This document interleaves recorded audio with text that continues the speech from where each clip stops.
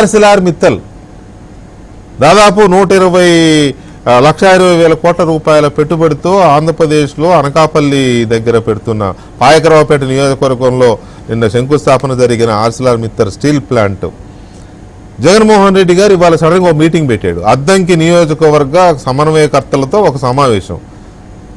ఎందుకు పెట్టాడు అని అంటే అది అద్దంకి నియోజకవర్గ వైసీపీ కార్యకర్తల కోసం అనిపించట్లా.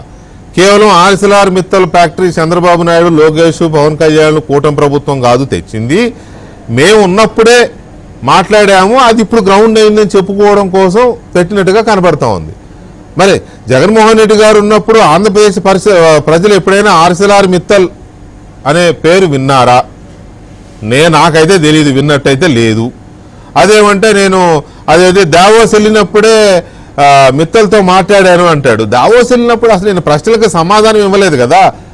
ఆమె ఎవరో ఒక యాంకర్, ఒక ఆవిడ క్వశ్చన్ అడిగితే అంతా విని సమాధానం ఇవ్వకపోతే మిమ్మల్ని సార్ అడిగేదంటే కూడా వెరీ లెంతీ క్వశ్చన్ అన్నాడు కానీ ఆన్సర్ చెప్పాల. అలాంటి దావోస్ ఎక్స్పీరియన్స్ చూసిన మనం ఆర్సిలార్ మిత్తల్ కూడా మేమే తెచ్చామని కోడిగుడ్డు కథలు చెప్తే ఎట్లా?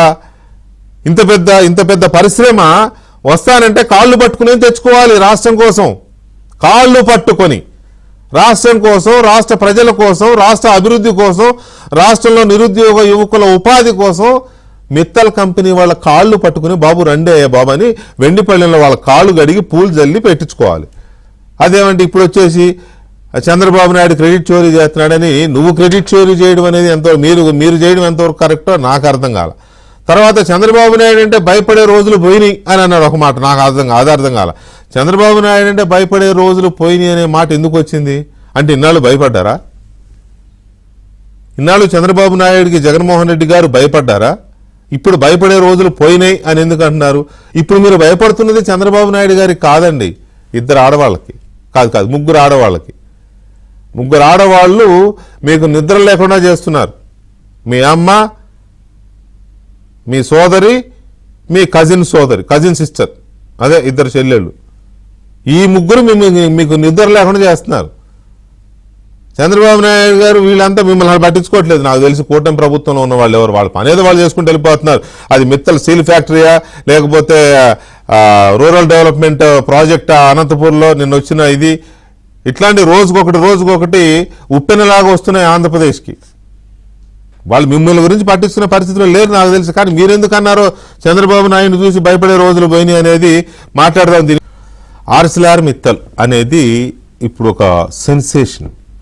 నిజానికి ఈ కంపెనీ ప్రపంచవ్యాప్తంగా పేరున్న ఒక స్టీల్ మ్యానుఫ్యాక్చరింగ్ కంపెనీ. ప్రపంచ దేశాల్లో ఎక్కడెక్కడో దీని బ్రాంచెస్, కంపెనీలు, ఫ్యాక్టరీలు చాలా పెద్దది. లక్షల సంఖ్యలో ఉద్యోగులు, లక్షల కోట్ల ఆస్తులు ఉన్న కంపెనీ. ఇలాంటి కంపెనీ ఉందని పారిశ్రామిక రంగంలో ఉన్న వాళ్ళకి కాస్త బిజినెస్ నాలెడ్జ్ ఉన్న వాళ్ళకి తెలుసు, కానీ కామన్ మ్యాన్కి తెలిసే అవకాశం లేదు. వైజాగ్ స్టీల్ ఉందంటే వైజాగ్ స్టీల్ అంటాం, కానీ వైజాగ్ స్టీల్ వెనుక ఎవరున్నారు?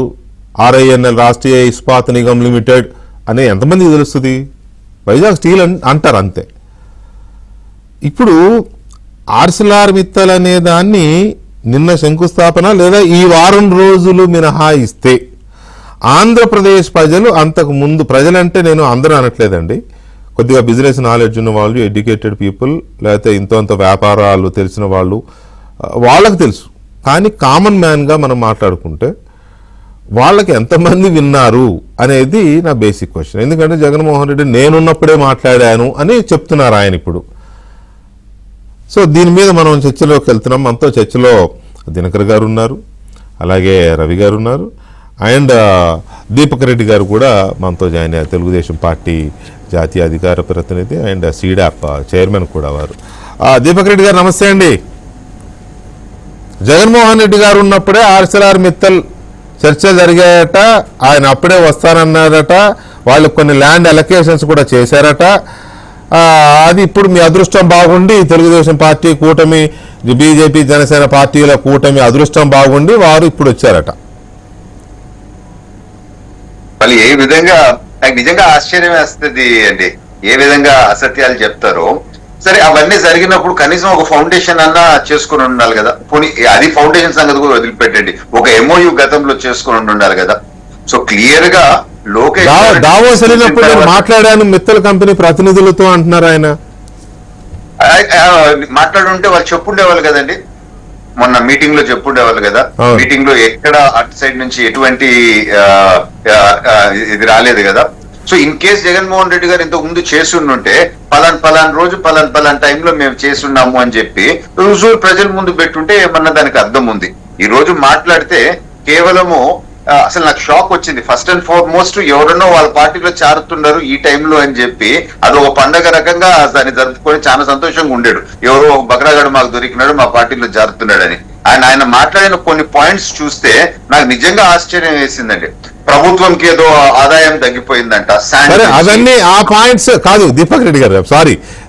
ఆ పాయింట్స్ అంటే ఎప్పుడు మాట్లాడేవి వాటి గురించి పెద్దగా మీరు పట్టించుకోవట్లా, మీడియా పట్టించుకోవట్లా, ప్రజలు పట్టించుకోవట్లా, వాళ్ళు వాళ్ళ సాక్షి ఈ తప్ప ఎవరు పట్టించుకోవట్లేదు. కానీ నాకు ఆశ్చర్యం వేసింది ఏంటంటే ఆర్సిలార్ మిత్తల్ని నేనే మాట్లాడాను మా హయాంలో వచ్చిందని. నిన్న శంకుస్థాపన జరిగిన తర్వాత ఇవాళ అద్దంకి మీటింగ్ పెట్టి ఆ మీటింగ్ పెట్టింది ఇది చెప్పుకోవడానికేమో ఈ క్రెడిట్ చోరీ కోసం అనేది నాకు అనిపించింది. అందుకనే మీరేమనుకుంటున్నారో అడగాలి కదా మీ పార్టీ. విషయం నాకు ఒక తమాషా ఏంటంటే మాట్లాడితే ఈ క్రెడిట్ చోరీ అని అంటూ ఉండరు. క్రెడిట్ ఏంటంటే చోరీ, అసలు చోరీయే వాళ్ళు చేసి జైలుకు పోయిన తర్వాత ఆ టాపిక్ పక్కన పెట్టేసి క్రెడిట్ చోరీ అని అంటారు. సో వాళ్ళ మంత్రి డావాస్ కు పోయి వెనక్కి వచ్చిన తర్వాత జర్నలిస్టులు అడిగినప్పుడు క్లియర్ గా గుడ్డు పెట్టింది, తర్వాత అది పెద్ద కావాలా పిట్ట కావాలా ఎన్ని మనం స్టోరీలు విన్నాము. ఆ సైడ్ లో పెద్ద డెవలప్మెంట్ రాలేదు, పెద్ద ఇండస్ట్రీస్ రాలేదు అనేది క్లారిటీతో మనకు తెలుసు. కానీ మాట్లాడితే ఏదో క్రెడిట్ చోరీ మేము చేసినాము మేము అని చెప్పి క్లియర్ గా వాళ్ళు ఏమని చెప్పినారు. అక్కడ ఇంటర్ స్టేట్ ఇష్యూస్ వచ్చినప్పుడు కూడా కేంద్ర ప్రభుత్వంతో మాట్లాడి మోడీ గారు ఇన్వాల్వ్ అయ్యి ఆ పైప్ లైన్ కూడా వాళ్ళకి శాంక్షన్ చేసి దానివల్ల ఈ రోజు మెటీరియలైజ్ కావస్తా ఉంది. ఎన్వైరన్మెంటల్ ఇష్యూస్ ఉండేవి, అనేక ఇష్యూస్ ఆ ప్లాంట్ కి ఇనిషియల్ గా ఉంటే అన్ని అడ్రస్ చేయడం జరిగింది అని చెప్పినారు. సో ఏ విధంగా లోకేష్ గారు వాళ్ళతో కంటిన్యూస్ గా టచ్ లో ఉండేరు, ఏ విధంగా ఒక నోడల్ ఏజెన్సీ మన నోడల్ ఆఫీసర్స్ పెట్టి వాళ్ళకి ఇబ్బంది లేకుండా అడ్రస్ చేసినారు అని చెప్పి క్లారిటీతో ఇవన్నీ మనం మొన్న కూడా చెప్పారు కదండి లోకేష్ గారు. అరగంట జూమ్ మీటింగ్ తో ఇది శంకుస్థాపన మేము ప్రోగ్రామ్ చేసుకోగలిగామని మొన్న కూడా చెప్పారు కదా. ఈయన దుబాయ్ నేను అదే దావోస్ లోనే మాట్లాడాను, నా హయాంలోనే అన్ని జరిగాయి, అన్ని ఏర్పాట్లు చేశామని అంటే అసలు ఎంత పెద్ద పండగ అయినా నాకు అర్థం కాదు. కానీ పారిపోవడాలే తప్ప రావడాలు ఎప్పుడైనా విన్నామా హయాంలో? దాంట్లోకి వెళ్లే ముందు దీపక్ రెడ్డి గారు ఒక్క మాట, నాకు గుర్తున్నంత వరకు దినకర్ గారు సుమారుగా ఏడాది క్రితం first of all BJP MP CM Ramesh గారు బయటపెట్టారు అంటే ఆయన అన్నారు అనకాపల్లి దగ్గర అంటే తన పార్లమెంట్ కాబట్టి నా పార్లమెంట్ నియోజకవర్గంలో ఆర్సిలార్ మిత్తల్ 1,20,000 కోట్ల రూపాయలతో స్టీల్ ప్లాంట్ పెట్టబోతోందని ఫస్ట్ చెప్పిన వ్యక్తి సీఎం రమేష్, బీజేపీ ఎంపీ. అప్పుడు అందరూ అన్నారు ఇదేంటి సీఎం రమేష్ ఏదో స్టోరీస్ చెప్తున్నాడు, కడప స్టీల్కు పోటీగా తీసుకొచ్చి ఇక్కడ పెట్టడం కోసం చెప్తున్నాడా అని ఆయన చాలా మంది విమర్శించిన వాళ్ళు కూడా ఉన్నారు. అలాంటిది అంటే అప్పటికే చర్చలో ఉంది, అప్పటికే మీ కూటమి ప్రభుత్వము మీ ఎంపీలు మీ ఇక్కడున్న ప్రభుత్వము చర్చలు జరుపుతోంది. దినకర్ గారు, ఆర్సిలార్ మిత్తల్ని మా హయాంలోనే మాట్లాడాము, చర్చలు అన్నీ అయిపోయాయి, ఏదో అలొకేషన్స్ అలాట్మెంట్లు కూడా అయినాయి అని జగన్మోహన్ రెడ్డి గారు నిన్న శంకుస్థాపన అయినాక ఇవాళ అద్దంకి మీటింగ్ పెట్టుకుని అద్దంకి మీటింగ్లో ఈ ఎద్దడి చేయడం అనేది ఎట్లా అనిపించింది మీకు? అసలు జగన్మోహన్ రెడ్డి గారి దగ్గర నుంచి క్రెడిట్ చోరీ చేయగలిగినటువంటి సత్తా కానీ ధైర్యం కానీ ఎవరికైనా ఉంటుందా? ఒకవేళ ఆయన క్రెడిట్ ని మేము చోరీ చేయాల్సినటువంటి పరిస్థితి ఉంటే ఏదైతే కియా దగ్గర పరిశ్రమలు స్థాపించాలి, యాన్సిలరీ పరిశ్రమలు స్థాపనకి రాకపోవటానికి గల కారణం ఏంటంటే ఆ రోజు వారి ఎంపీ మాధవ్ చేసినటువంటి దాష్టికం. ఆ విధమైనటువంటి పనులు చేసి ఆ క్రెడిట్ తీసుకోవాలా? లేకపోతే లూలు విశాఖపట్నం నుంచి పారిపోవటానికి ఏ విధమైనటువంటి కార్యాచరణ తీసుకున్నారో ఆ కార్యాచరణ తీసుకోవాలా, లేకపోతే రామాయపట్నం దగ్గర ఏదైతే ఏషియన్ పల్ప్ పేపర్ ఇండస్ట్రీ 25,000 కోట్లతో ఆ రోజు వస్తుంది అనేటటువంటి దాన్ని రాకుండా చేశారే, అటువంటి పనులు చేసి వచ్చే పరిశ్రమలు రాకుండా చేస్తే ఆయన క్రెడిట్ ఏదైనా చోరీ చేసినట్టు అవుతుంది. కానీ గడిచిన 20 నెలలలో ఒక్కసారి చూస్తే భారతదేశంలో వచ్చేటటువంటి మొత్తం పెట్టుబడుల్లో 25% పెట్టుబడులు ఒక ఆంధ్రప్రదేశ్కి వస్తున్నాయి అనేటటువంటి దాన్ని ప్రధానమంత్రి నరేంద్ర మోడీ గారి యొక్క సహకారంతో రాష్ట్ర ముఖ్యమంత్రి చంద్రబాబు నాయుడు గారి సారథ్యంలో డబుల్ ఇంజన్ సర్కార్ ఇవాళ రికార్డు స్థాయిలో దేశంలో ఏ రాష్ట్రం కూడా సాధించినటువంటి పెట్టుబడిని వాళ్ళ ఆంధ్రప్రదేశ్ సాధిస్తూ ఉన్నటువంటి పరిస్థితి. ఇవాళ మిట్టాయికి సంబంధించినటువంటి ఏదైతే 1,20,000 కోట్ల రూపాయల వరకు పెట్టుబడులకి సంబంధించి ఇందాకే మీరు చెప్పారు, అనకాపల్లి నుంచి ప్రాతినిధ్యం వహిస్తున్నటువంటి Bharatiya Janata Party MP CM Ramesh గారు మొట్టమొదటిసారి వారి పార్లమెంటు పరిధిలో వస్తున్నటువంటి క్రమంలో కేంద్ర రాష్ట్ర ప్రభుత్వ సహాయ సహకారాలతో వస్తున్నటువంటి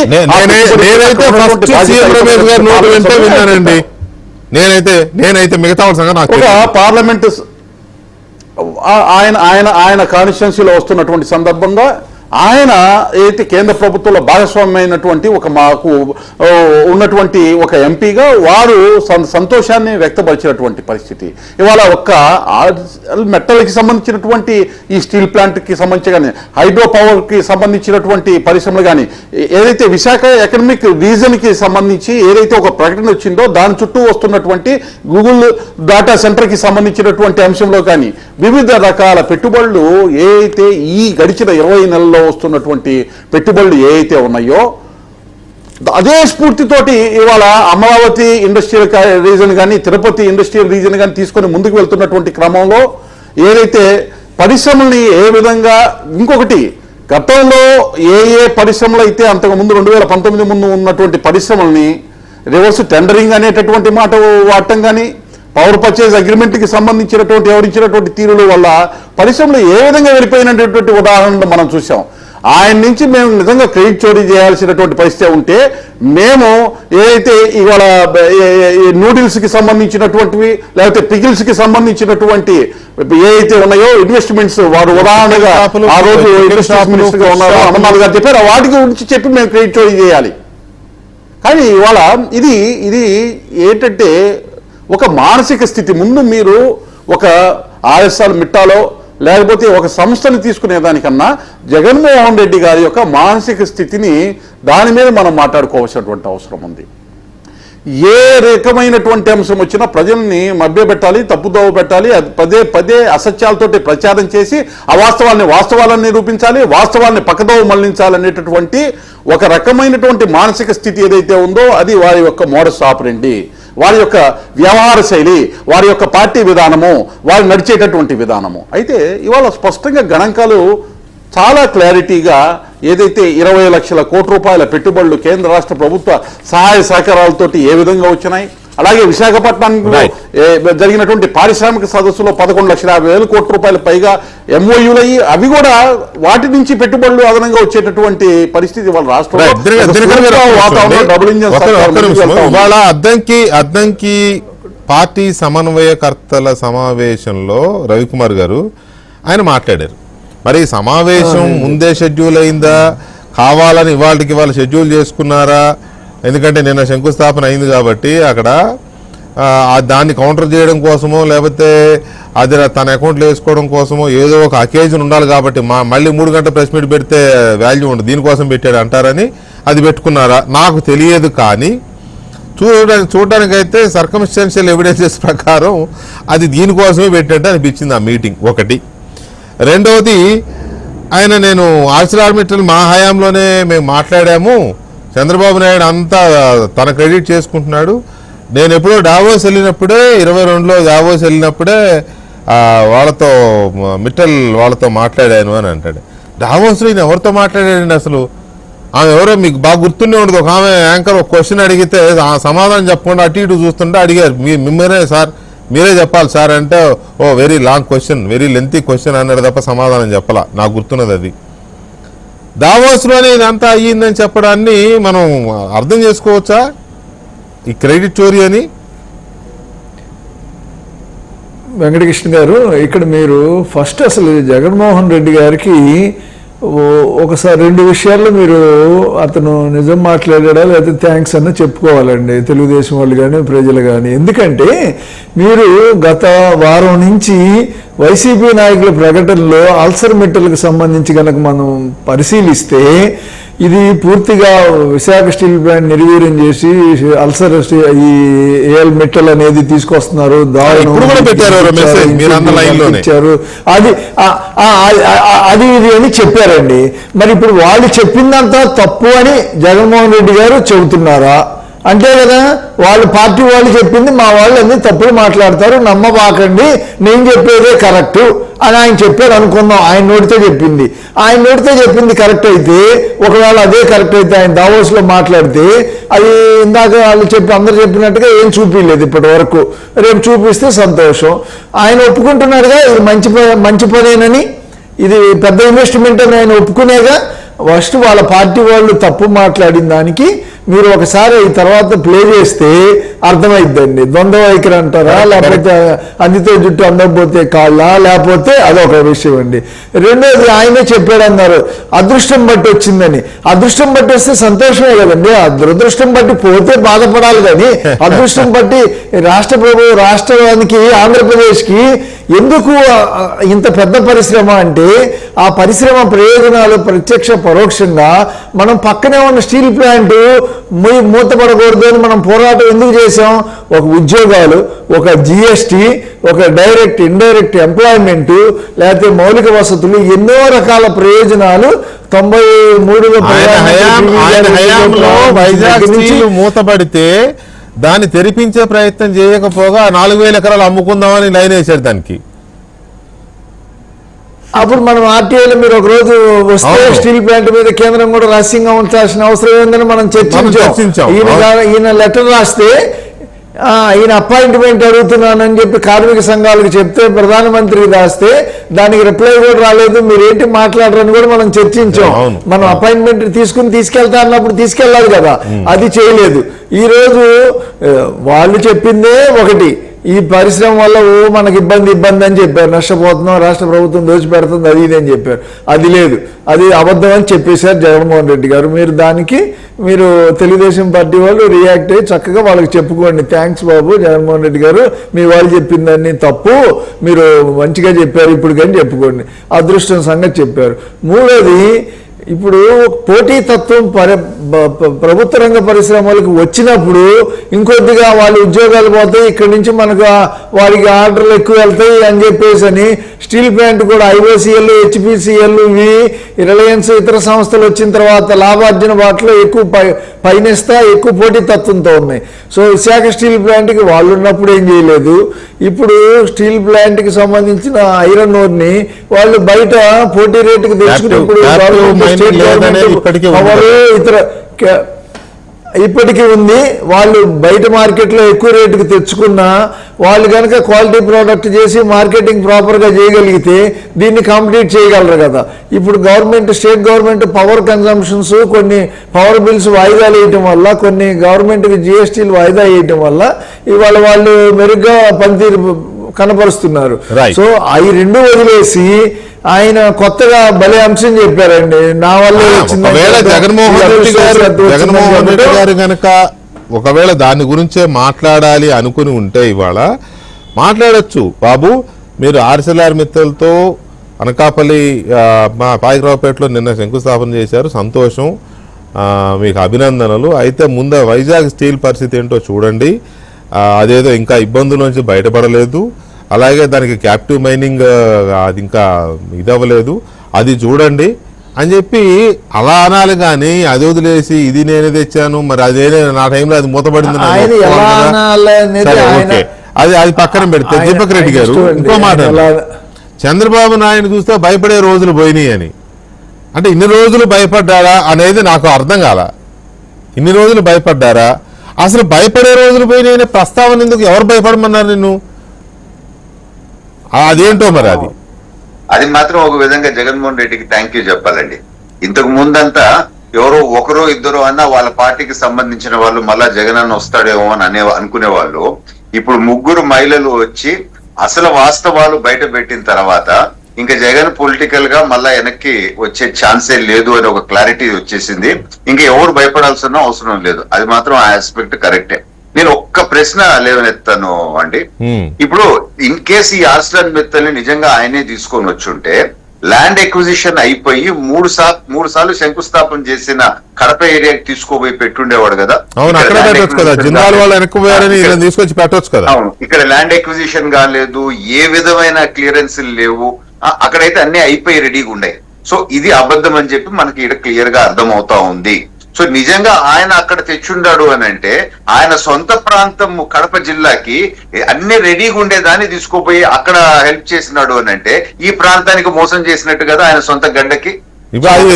మీ రాయలసీమ వాసులు గాని కడప వాసులు గాని ఆయన అడగాలి, ఏమయ్యా జగన్మోహన్ రెడ్డి మేము తెచ్చామా, నేనే తెచ్చాను, నా వల్లే వచ్చిందని చెబుతున్నావు, మరి కడపది వదిలేసి అక్కడ ఎందుకు పెట్టాలని ట్రై చేసావు అప్పుడు నువ్వని ఇప్పుడు కడప జిల్లా వాసులు గాని లేకపోతే ఆ జమ్మలమడుగు వాసులు గాని లేదా రాయలసీమ వాసులు మొత్తంగా గాని జగన్మోహన్ రెడ్డి గారిని నిలదీయాల్సిన సందర్భం ఇది.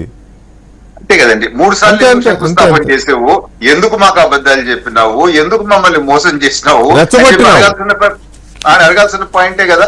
సో ఇక్కడ ఒకటే ఒక పాయింట్ అండి. ఇప్పుడు నేను వైఎస్ఆర్ పార్టీకి సంబంధించిన వాళ్ళ స్ట్రాటజీ ఎప్పుడన్నా మీరు చూస్తే వాళ్ళు ఏదన్నా ఒకటి డైవర్ట్ చేయాలనో లేకపోతే ఏదో ఒకటి తప్పుని కప్పిపుచ్చుకునే దానికి ఎప్పుడు ఒక పక్కా స్ట్రాటజీ వేస్తారు. అంటే వాళ్ళ టైంలో ఒక సామెత ఉండేది, చాలా ఫేమస్ సామెత, హార్డ్వేర్ కంపెనీలు పోయినాయి, సాఫ్ట్వేర్ కంపెనీలు పోయినాయి, చివరికి అండర్వేర్ కంపెనీలు కూడా పోయినాయి అనేది అది కప్పిపుచ్చుకునేది. అంతే అండి. అని ఇది మాట్లాడతాము తప్ప రెండోది లేదు. సో వాళ్ళు మాట్లాడిన ప్రతి కామెంట్ ఏదో ఒకటి కవర్ చేసుకునే దానికి ఉంటదే గానీ వాస్తవానికి ఇంకా ఏం ఉండదు. క్లియర్ గా ఈ రోజు మనం ఫిగర్స్ తో సహా చెప్తున్నామండి. ఈ 20 lakh crore ఇన్వెస్ట్మెంట్ ఏం వస్తా ఉంది, అన్నీ ఉన్నాయండి. అవన్నీ తెలియ కాదు కదా, అన్ని తెలుసు. కాకపోతే ఏంటంటే ప్రజలకి ఏదో ఒకటి వేసి అలా పోతే మళ్ళీ ఒక వారం రోజుల పాటు ఇక ఏదో ఒకటి అలా ఉండాలి. Right, anyway thank you very much Deepak Reddy గారు, దినకర్ గారు అండ్ రవికుమార్ గారు, థ్యాంక్ యూ వెరీ మచ్ అండి చర్చలో పాల్గొన్నందుకు. ఇది ఇవాళ డిబేట్. మళ్ళీ రేపు